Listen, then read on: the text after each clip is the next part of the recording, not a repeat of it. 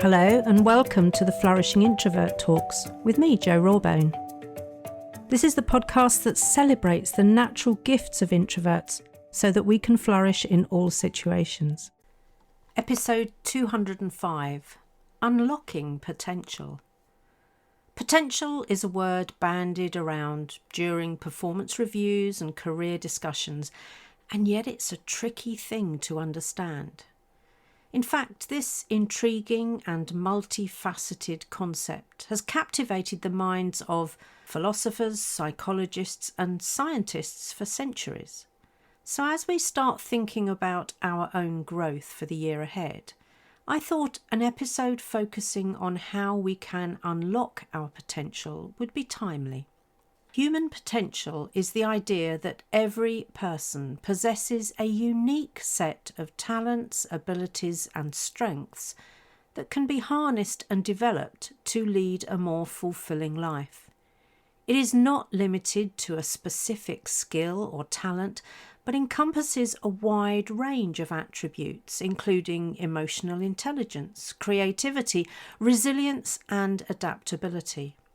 A useful working definition, therefore, could be that human potential represents the inherent capacity within each of us to achieve personal growth, success, and fulfilment. It seems natural to me, therefore, that the only person who can assess my potential is me. I am the one who defines what a fulfilled life is for me. And yet social media will ram down my throat on a daily basis what success and fulfilment mean according to the influencers du jour. So if it's down to me, if it's my responsibility to define potential, I need to know what really matters to me. I need to have great self-awareness and a lack of ego. We know that we introverts can get written off for lacking ambition because we keep our heads down and hope that our work speaks for itself. As a great leader and coach, it's my job to help people open what can feel like Pandora's box, which is, incidentally, why I think many don't dare to even go there.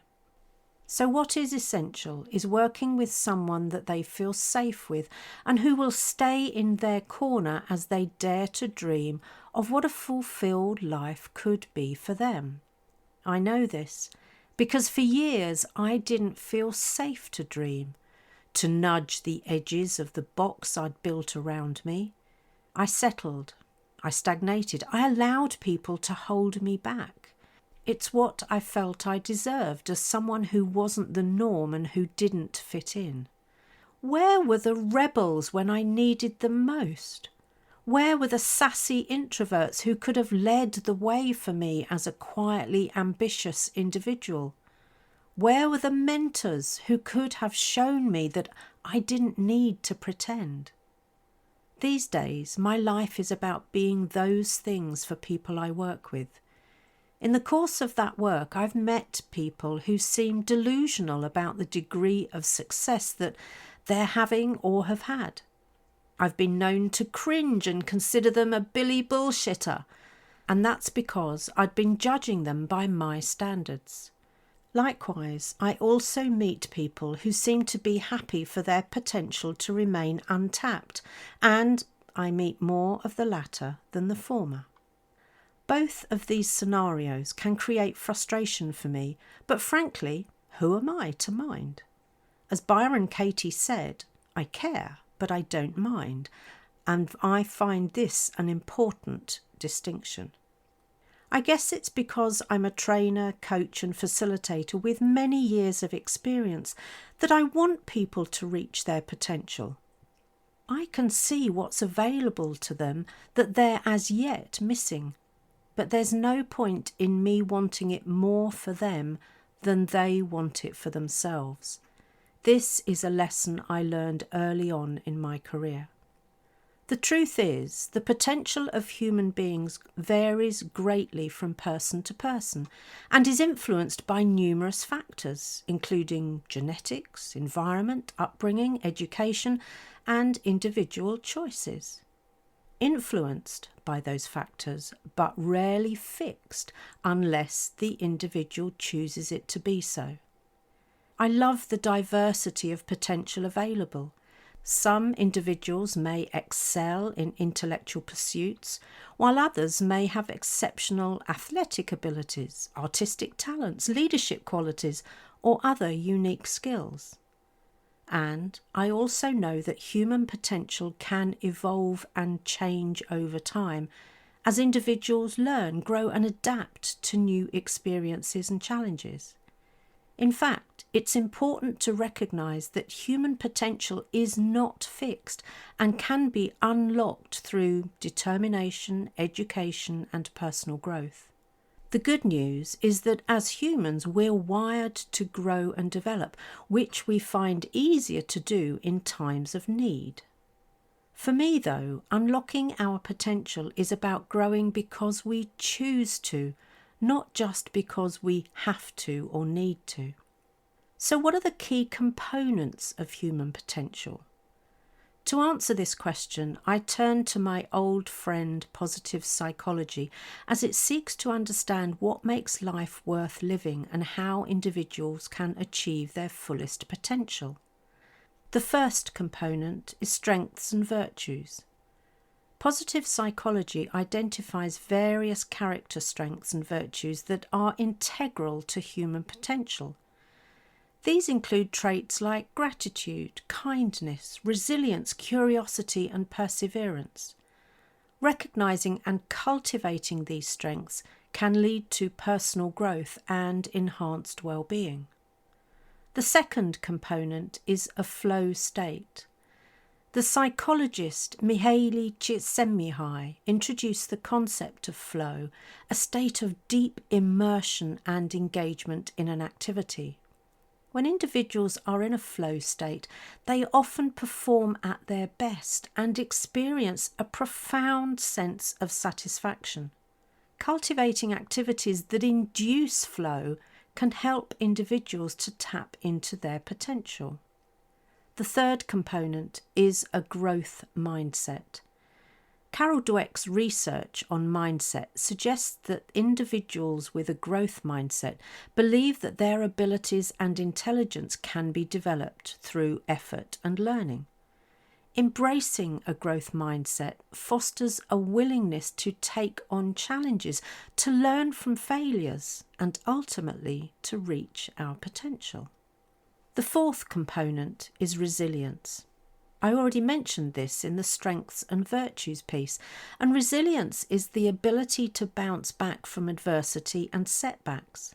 Building resilience is crucial for realising our potential because it allows us as individuals to overcome obstacles and continue progressing towards our goals. The fifth and final component, positive emotions. Experiencing positive emotions such as joy, gratitude and love not only enhances well-being but also broadens an individual's perspective, building psychological resources that can be channeled into achieving potential. So there are the 5 components, but the big question then is, how do we realise or unlock our potential? As I'm going through these, run through your own checklist to see where you're good and where the gaps are. For me, it has to start with self-awareness, which is understanding and owning our strengths, weaknesses, values, and aspirations. Self-awareness allows individuals to align their actions with their core values and pursue meaningful goals or intentions. The next one is often challenged by those who conflate introversion with social anxiety or misanthropy. It's positive relationships. Even introverts need healthy relationships as they provide emotional support, encouragement, and opportunities for growth. Interacting with people who believe in your potential can have a significant impact on your development. Then we have purpose and meaning. You know I love the westernized version of Ikigai to get clear on this. A sense of purpose and meaning in life impels us to reach more of our potential. And I find that knowing my actions have a positive impact on others is a powerful motivator. One of my faves comes next, continuous learning. Embracing a lifelong learning attitude fosters personal growth and development essential for unlocking potential. After all, it's not going to unlock itself. That means getting braver and seeking out new experiences so you can acquire relevant or even tangential knowledge and skills. Who knows what might come in handy later on? Lastly, there's resilience and adaptability. Life is filled with challenges and setbacks. 'Twas always thus, actually. It's one of the reasons I chose to deliver a webinar on World Introvert Day called Finding Wholesome Resilience. Once you know how to access yours, you'll find that very little really knocks you off course or has you doubt yourself. That's how you navigate adversity with grace so you can continue to move forward. A final word of warning from me, though. I see you, you quieter introverts who lost the will somewhere along the line and gave up on your aspirations. I see you, you brow-beaten careerists who decided that it wasn't worth fighting the system, so you let the bias take your soul. I see you, you caring, sensitive introverts who avoid anything remotely resembling conflict, so have settled for less than. You've probably all said, I'm done. This is too hard. I'll leave it to the extroverts. Please don't. I pretty much guarantee that you have more to offer and more to explore as you create your own fulfilled life, as you flourish, as you rise. So let's open that Pandora's box together. You can work with me in so many ways this spring, so take your pick. But do pick something, as settled for less doesn't look good on you. In conclusion, your potential holds the promise of a more fulfilling and meaningful life.